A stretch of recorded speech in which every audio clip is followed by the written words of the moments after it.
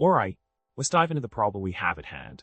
The problem here revolves around filtering duplicated rows in a Polars DataFrame while applying an additional condition. We're facing an error when trying to use df.is_duplicated as part of the filter condition, leading to confusion regarding the type of series being returned. Now, let's delve into the solution that unravels this issue.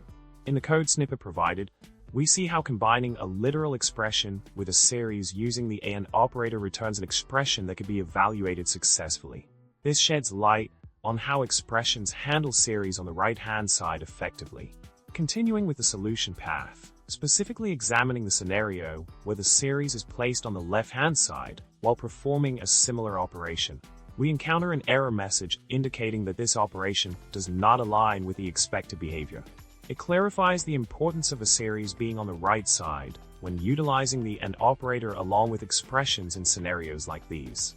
Moving forward with our exploration of the solution, we introduce a method involving the pl.struct pl_exclude is _duplicated expression. This approach effectively addresses the use case of checking for duplicated rows based on all columns except for a few specified ones, providing a concise, impractical solution to the problem at hand.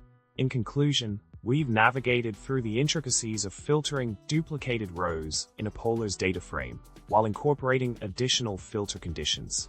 By understanding the behavior of expressions and series within the context of the provided solution, we've gained valuable insights into optimizing such operations.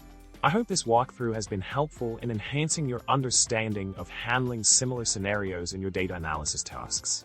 Remember to like, subscribe, and drop a comment below with your thoughts or any topics you'd like to see covered in future videos.